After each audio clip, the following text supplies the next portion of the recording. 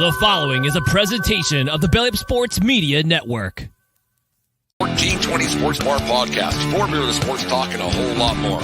Join host Brent Radlinsky as he bellies up to the bar and gets the conversations going that'll make you think you're sitting in your local watering hole. It's sports, beer, and shenanigans, so sit back, grab a few beers, and let's get in. The 1420 Sports Bar Podcast, for beer, sports talk, and a whole lot more. Today's show, as always, is brought to you by SeatGeek.com, the SeatGeek app. Use promo code 1420pod at SeatGeek.com today and save yourself $20 on your first purchase over there at SeatGeek. We are part of the Belly Up Media Network. Go to bellyupsports.com for all their great articles and other podcasts out there. Today, we are joined by Ryan Finkelstein, of the host of the Locked On Mets podcast, and many other things going on. Ryan, how you doing? And how's the heart rate been the last couple of days? Now that you've had a couple of days to digest everything that's happened. It's slowing down right now. The Mets, by clinching a couple of days ago now, Mets fans get a minute to sort of reflect on what's been an incredible run. It was 10 days when you look at 3 amazing home runs from clinching a playoff spot to eventually clinching the NLCS. It's been a wild ride. No, since that great game, the way it all turned out with the Atlanta Braves, the extra day they had to play because of the weather situation, we all know what that's about. And then how that turned out, epic game. And then the game 2, well, it didn't really mean a whole bunch. But this last couple of weeks, it's been Met centric. It's been quite entertaining, to say the least. What's been the first 10 days of this playoff? What's been the biggest thing for you? Man, there's been a lot. I think, the Mets, I would say that the biggest moment of these 10 days has just been probably the Pete Alonso home run, because the Mets are on the brink of elimination there, and Pete Alonso hits the big home run against the Brewers. But overall, I would just say this has been a team that has been this good for a while. But if you weren't paying close attention, you might not have caught it. They had such a slow start to their season in April and May. In May in particular, they were maybe the worst team in baseball. They had an incredible turnaround since June, where they've been the best team in baseball.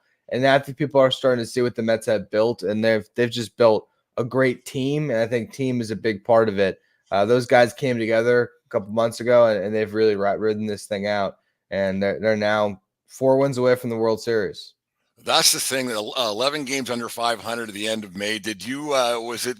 Like, I'm a Yankee fan, so I shouldn't say anything. But if you're a Mets fan, obviously, 11 games under, did you go, well, the Mets are going to Met? That's just the way it is.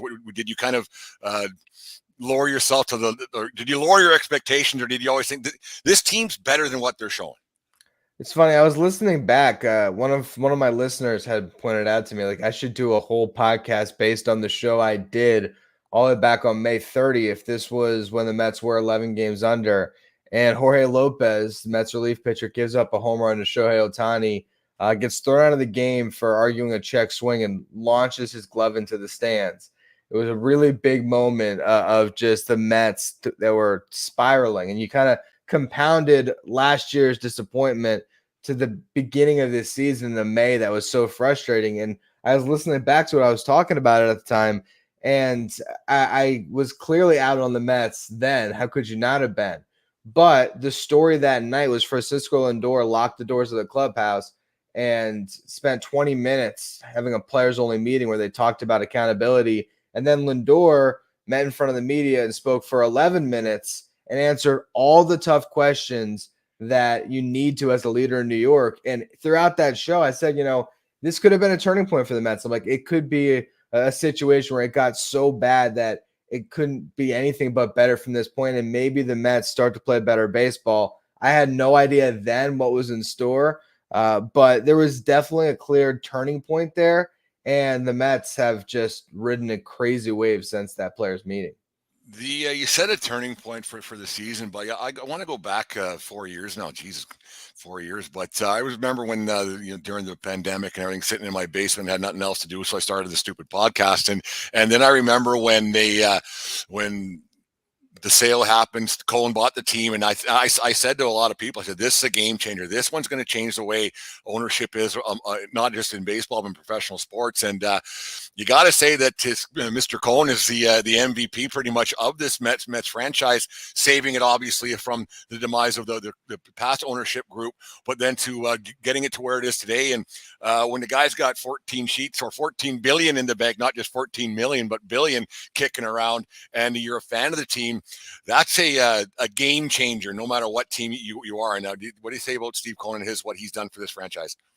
Absolutely. I've been doing my shows since the beginning of the 2019 season when I started. And the first year plus of the show was a lot of just complaining about the Wilpons, the previous owners, and how they continuously didn't provide this team with the resources necessary to compete. And when Steve Cohen took over, it wasn't just about putting money in payroll. It was about pouring money into the farm system, pouring money into scouting, player development, building a pitching lab, and all those things. If the Mets don't have them, they aren't in this position that they're in right now. It's been 4 years of pouring money into every facet of the organization to get them up to this point.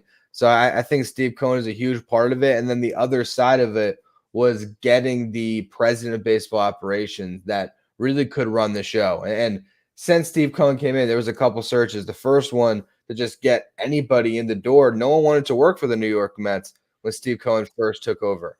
They ended up with Jared Porter, who ended up having to get fired under some crazy circumstances. Zach Scott, another guy who ended up getting fired under some kind of away from the game circumstances. Billy Epler holds the position for a couple years. Bringing on David Stearns at the end of the 2023 season. That's the other side of it, having a steady hand at the wheel to really spend the resources Steve Cohen has well. And I think with that duo, the Mets are in as good a shape as they've been in a very long time. The not just the home run, the dramatic fashion Lindor, the grand slam the other night.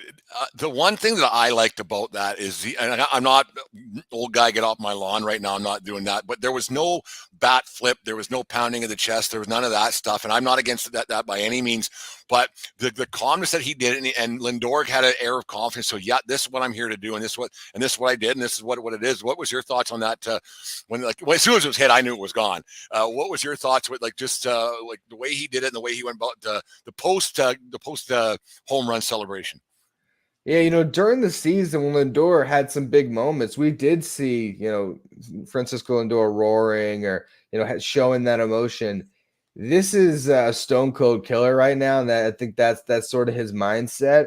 And I think for Lindor, he's seen some games go the other way, and he, you talk about that Atlanta game, right? The Mets, just to make it, they score 6 runs to flip a 3-0 game, turn it to 6-3, and then their bullpen blows it and makes it 7-6. It takes that home run for Lindor to get the Mets in. I think he's very much of the mindset that the job's not done until the Mets win a title here. And so we'll see that outpouring of emotion if and when they get there. And even just when they finally got the final out, you did see Lindor finally embracing the moment. But it's very much a kind of mindset of, sure, I just hit the huge home run, we're up 4-1, but we still got 6 outs to get this game locked up. I think it's been great. The emotion at Citi Field, like it's throughout the playoffs has been pretty good. Yankee Stadium was kind of a dud. Maybe it's the broadcast I was watching might have something to do with that. But it's the emotion at Citi Field has been just unbelievable throughout the playoffs. What's your thoughts on Mets fans? And is New York City, is it slowly or surely turn into a Mets town, or what's going on there? I think it'll always have the Yankees side of it as well. But here's the thing, and I talked about this when they clinched the playoff berth. I said, you hope one day making the playoffs is not this big of a deal for the New York Mets, but it's going to also taste sweeter now than it ever might in the future, right? The fact that this franchise has gone through what it has and a lack of success, it makes each of these moments that much more special because it's so rare. A Yankees fan sees them get to the ALCS and it says, like, why do we celebrate that? It's just the ALCS, the 27 championships. Like that's the mindset, and rightfully so. For a Mets fan, you haven't seen the NLCS since 2015, and before that it was 2000, and before that. So it's just how rare it is to get one of these seasons. I can make the argument that the Mets are on a better course where we might see them more frequently in the NLCS. But right now, you can't think about that. You just have to embrace the moment that you're in. And Mets fans are loving this team. And I will also say, I think part of it is what an iconic season it's been. I mean, there's been a lot of crazy, the OMG, the Grimace. There's been all these sort of side stories that have defined the New York Mets this year. And it's made it for one hell of a ride that's ended up now 4 wins away from the World Series. You know, the best team in baseball since June, like you said, and everything, and the way it's gone on. And the Dodgers are the Dodgers. They haven't, you know, you can kind of call them a dynasty, like how the Braves were back in the '90s, and they were like that. They haven't really done anything. And you got the Padres, who are just the Padres. They've been to the World Series twice in their illustrious history, if you want to call it illustrious. Dare we say it that the New York Metropolitans are the favorites to go to the World Series out of the National League right now? I bet you when the betting odds come out that they won't be, but you got to feel like the Mets can beat anybody at this point. I think going into this series, the Mets have crazy momentum. That's clear. And if they can win one game in wherever they play in California, they got to have the feeling that they go home for 3 games and they can maybe win all of them and advance early. So, yeah, I think the Mets are riding crazy momentum. I definitely think they can beat whatever team they face. The one thing I'll say is the Dodgers still have Shohei Ohtani and Mookie Betts. The Padres have one of the best bullpens that's still left here. They got Machado and Tatis. So I think whatever team they see is going to be a tough out, but I think the Mets are on a level playing field with whoever it is at this point. Pete Alonso's up for contract this year. Like he's kind of coming down. I don't think he's going anywhere. That's my own personal opinion. But and somebody flashed a whole bunch of money. You're not going to say no. But you guys also have the richest owner in professional sports, I guess. And Alonso's had a run like nobody's business lately. And I don't want to say it's his swan song. What can you say enough about? Can you say enough about Pete Alonso? Yeah, with Pete Alonso, it's been kind of 16 crazy months since the Mets fell off in 2023. And there was first talk of, do the Mets trade Pete Alonso? They haven't signed to a contract extension, and his name was always in the media, right? Well, now here you go. He has a rough season. The Mets are on the brink of getting eliminated, and he has the big home run. And I think that home run kept him in a Mets uniform. I'm not saying he definitely would have left if he didn't hit that home run in the wild card round, but I think now it's too tough of a pill to swallow for Mets fans. And the owner's a Mets fan, Steve Cohen, to see Pete walk after the moments he's had in October. Like I said, it was a little bit of a rough season. Pete struggled with runners in scoring position. His numbers are still generally there, but a guy that's typically 40 and 100 did not meet those benchmarks. Now he's been great so far in the playoffs. I think there might be some more big playoff moments ahead of him. And I do think that these moments in October are going to come up in these contract discussions, and these two sides will find a way to get it done. That's friends from the Back It Up Binge podcast. They have a secret sauce. They always think they can win. It's a powerful teammate. Momentum's a big thing when it comes to playoff baseball. When you got it between, because you don't really lose your skill level. If you're a good player, you're a good player. If you're a great player, you're a great player. It's between the ears. That's 7 inches between your ears that things go sideways a little bit. Do the Mets have that? You know what? We can't be beat. We're not a good team. We're a great team. Look out, we're coming through. They certainly have the momentum right now for sure, and I think momentum can only carry you so far. A 7-game series might be where that momentum can eventually start to slow. I think in a short series, that momentum really can be overpowering. But again, there's no reason to think that this team can't beat anyone, that they aren't on the same level as these other teams.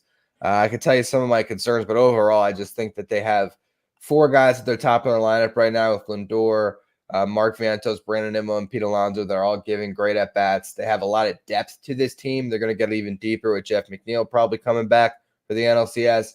And then they have some pitchers who are really doing it. And no one would expect Jose Quintana to be one of the best pitchers in the playoffs, but that's what he has been. And that started in September. And really, you look at his last 20 starts of the regular season, he had a sub-3 ERA. So, again, this is a team where if you weren't paying attention, they might have come and surprised you a little bit. But for those of us who've been watching since June, they're just doing what they have for 4+ months. They've just been a really good team. It's interesting to see the Mets going how they've been going. It's because they like we've talked about that a little bit already with them being the little brother of the Yankees. Is it too early? Once again, is it too early to be thinking about a? Because I don't think the Yankees are all that great. They don't hit it very well right now. But is it too early to call a Subway Series? They're both in the CS right now. They got as good a chance as anybody. I think so. I think they have a really good shot, and I mean, particularly the Yankees. I mean, they're going to go up against a team, whoever it is, Guardians or Tigers, that clearly doesn't have the star power that the Yankees do. Now, they might go up against teams that have better pitching overall, but I think the Yankees have a pretty good shot. I think the Yankees are going to be considered pretty overwhelming favorites in that potential series, probably even more so than whoever, even if it's the Dodgers versus the Mets, right? That the Yankees are going to be bigger favorites there. So, yeah, I think it's right there. We could definitely see it. And then that sets up a whole crazy subplot because the biggest story as soon as the final out of the World Series is going to be where does Juan Soto play? Go. So, that sets up. I've already been thinking about how does that work? If Juan Soto is on the Yankees and they lose the World Series to the Mets, can he jump sides? Is that whole Kevin Durant type moment? But in baseball, we'll see. I don't want to get too far ahead of myself, but yeah, if you're looking at the potential matchups, Yankees Mets is right there, and I'll tell you what, Major League Baseball could not be any more happy other than to get Yankees Mets in the World Series. I think Yankees Mets or Yankees Dodgers, Major League Baseball is going to be thrilled with the markets that they're going to get. Yeah, anybody but Cleveland. Like I hate to say it, but Cleveland, Detroit, not very sexy picks for the national audience or up here in Canada where I am. They'd be like, I'm good. I'll watch hockey. Even San Diego. I mean, San Diego's better than Cleveland and Detroit, but they're rooting for the Dodgers tonight. They'd like the Dodgers to make it because the Ohtani factor, just that alone, and then the Dodgers. And if it was Dodgers Yankees or Dodgers Mets, it would be definitely a thing. Game 2, let's take you back there. Game 2 against the Phillies. Diaz goes in the 8th. Were you thinking, what the heck is going on here? How's he going to get 6 outs? And he didn't. But was there any thought in your head in that one, like, what are we doing here? I look at the Mets bullpen, and that's the Achilles heel of this team. And so I think that they made the right call going to Diaz in some of those situations, and you're going to have to rely on other guys to get the final outs at times. I think they're more so. I watched the clincher against the Phillies, and David Peterson's at 18 pitches through a couple innings. I'm like, let's just see David Peterson close the door. I think the Mets are riding Edwin Diaz a little bit too hard in general. They're asking them to get 6 outs and stuff like that almost anytime it takes the ball. That's a little bit too much. Other guys are going to have to step up, but you're right, what works for you. So at this point, I think they're going to keep on relying on Edwin Diaz because they don't have a lot of other options. And that's a rough thing because relievers especially are a bit quirky. Went to the best. Well, all pitchers in general are a bit quirky, but you get a reliever and they got a lot going on upstairs, and then you want them to change how things have been going. They're used to getting 3 outs, maybe 4, and then all of a sudden I'm getting 6. So I'm getting ready a little bit earlier, and then there it goes. So it's going to be interesting to see how it all plays out because I'm a little bit old school, but how the bullpens are used now, like you alluded to, it's they use them so much, and starters are just out getters. They're just out eaters, and that's pretty much what they are, and then you're just eating outs throughout the game. So, but if you end up putting the baseball in too many people's hands, human beings tend to screw things up, and that's kind of it's a little bit antsy if you can't get some length out of your starters. But that's just the way the game is played now. I think the Mets have their fan base. They must be just going absolutely crazy right now and thinking, we're going to do this. It's been 86 a long time ago. I was 12 years old in 86, and I was just a young fledgling baseball guy. There's got to be a confidence level just with the fan base as well. There has to be. Yeah, I think so. And you're in that perfect point for any team like this where you can get eliminated here, and it was an amazing season. So you're playing with house money. But you still have that ultimate goal, and you still believe that they're going to get the job done. They feel like a team of destiny right now. So, yeah, you're watching these games, and you have complete faith that the New York Mets are going to get the job done. And it's one of those seasons, right, where I always almost talk about like the championship DVD, where it's like that couldn't have happened unless the Mets are going to win the World Series. Like, for example, Francisco Lindor hurts his back, he goes down, and Luis Angel Acuna, who there was 81 qualified hitters in their league in AAA. Okay, those are hitters that got enough at bats to be qualified for a batting title or something like that. Luis Angel Acuna was 78th of 81 hitters in OPS in that league. He was one of the worst hitters in AAA. He comes up to the big leagues. He becomes the Mets starting shortstop with Lindor out and hits, like, was it 2-3 home runs, was unbelievable, played great defense. The Mets went 6-1 without Lindor in the second to last week of the season to put themselves in position to even clinch. So there's moments like that throughout the year where the Mets have gotten these victories where it's like, that couldn't have happened unless this team is destined for something more. I don't know if it is ultimately going to end in a title, but I'll tell you one thing. I feel really good about their chances to at least get there. I feel like they're going to win the NLCS and at least get to the World Series.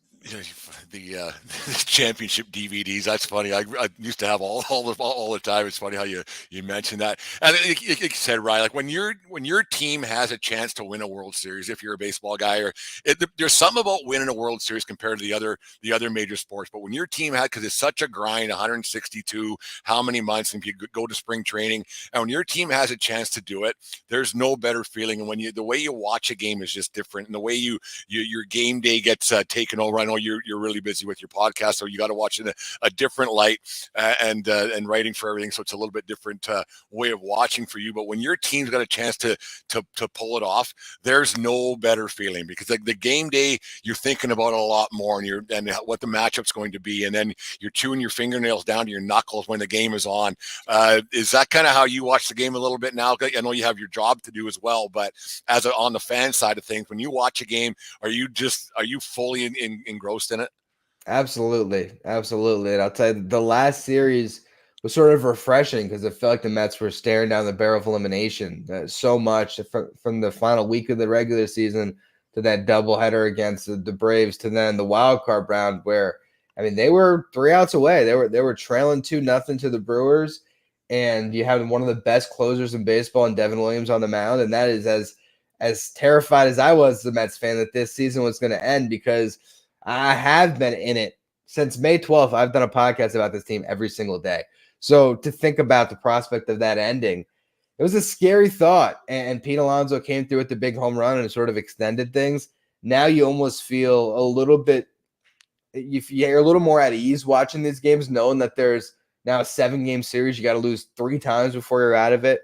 But yeah, every single game, once it really gets going, and it can go either direction, it is very nerve-wracking, particularly if you don't have that lockdown bullpen. Those last outs sometimes are the toughest to get, but it's so much fun. And you know, you take the heartbreak over not being in it. And I think, you know, for a Mets fan, the amount of times that it's been October 11th and we're already moved squarely on to the next year and thinking about free agency, to be right into the thick of it right now, I wouldn't trade it for anything at this point. It's pretty awesome.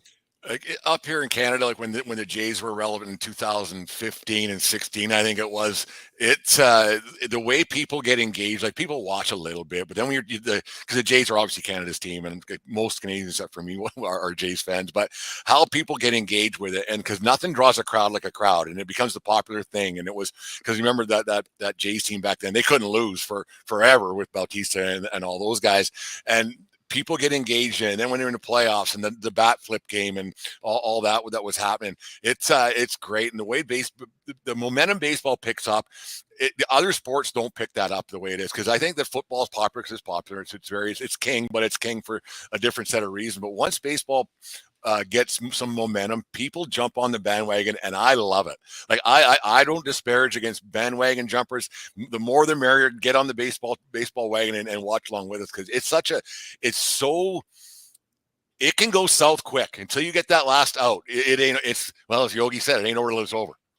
Yeah, no, I mean, you look at the other sports, and if there's a big lead in a basketball game, it might really be over. But for baseball, you just never know, because momentum is such a thing where you might be trailing 7-1, but all of a sudden a 3-run homer at 7-4, and the momentum's on your side, and it feels like now you're sort of going downhill instead of pushing uphill. And now the team that's trying to get those last outs is pushing uphill, trying to make sure that they can hold off that hot team. So yeah, every team's great at this point. You're facing off against nothing but really tough competition, and these games are a lot of fun. I'll tell you, my wife is not a big baseball fan at all, but she's been kind of with me for this ride a little bit because she's sort of feeding off of the energy that of what I'm watching, and like, man, this is kind of exciting. And sometimes she's biting her nails like me, as nervous as I am, which is pretty fun for me. So it's been a crazy run, and I can't wait for this next series to start.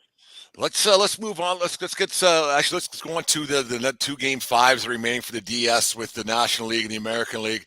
Who do you got tonight with the Dodgers and the Padres? And then who do you got with the Cleveland and Detroit for tomorrow night?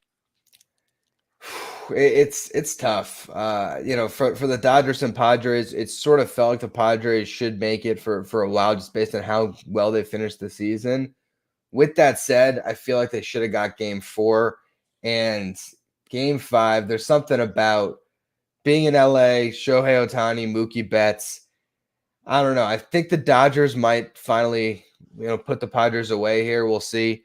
I think the Dodgers are my pick. And then on the American League side, I'm going to go with the team that's got the best pitcher, especially when it's a pitcher that's the best in baseball, right? And that's Tarek Skubal.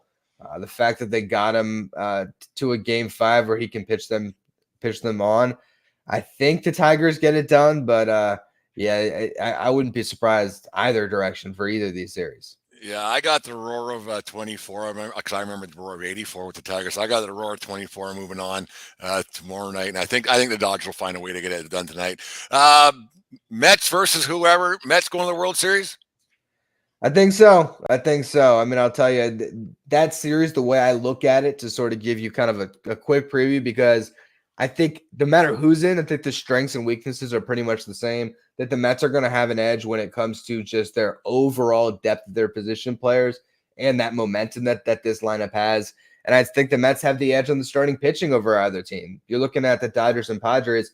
They're both pretty much at like 3 starting pitchers left. The Mets have 5 starting pitchers. And Kodai Senga is kind of building himself up to be another option there. The big weakness that the Mets have is the bullpen, and Padres or Dodgers, they each have great bullpens. I still think the Mets can get it done, but that's sort of how the series sets up in my eyes. If these games are close late, the Dodgers and the Padres, or Dodgers or the Padres, could have the edge just based on the arms they have in that pen.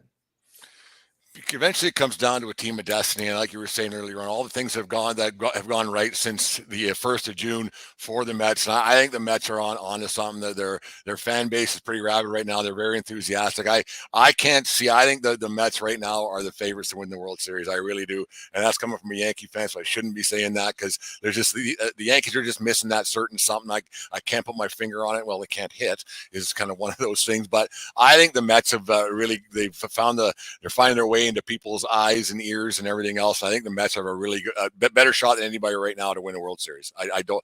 It's just one. I think there's having that run. I don't think anyone's going to stop them. I really don't.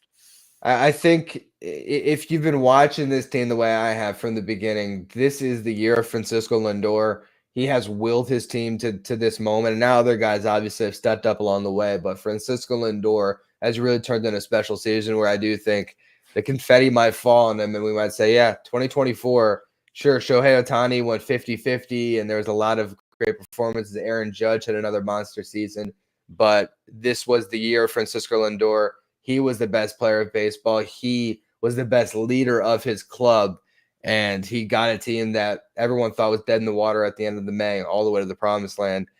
It does feel like the Mets might be that team of destiny, but as a fan, I gotta reserve myself until I see it happen. 8 wins still have to come in, and I'm looking forward to watching all these games.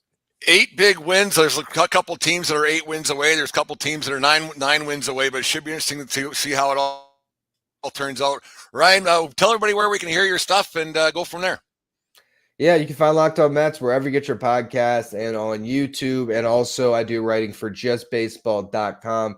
We're covering all teams throughout the playoffs here. So check out the great written work we have over there at justbaseball.com as well. Ryan, thanks for joining us this afternoon. And dare I say it, let's go Mets. Let's go. Let's go Mets. Let's go. You can say it, so no big deal. Okay, thanks a lot, Ryan. We'll talk again soon. Cheers, man. You just listened to the 1420 Sports Bar Podcast. 4 beer with sports talking a whole lot more. We are part of the Belly Up Media Network. Let's get into it.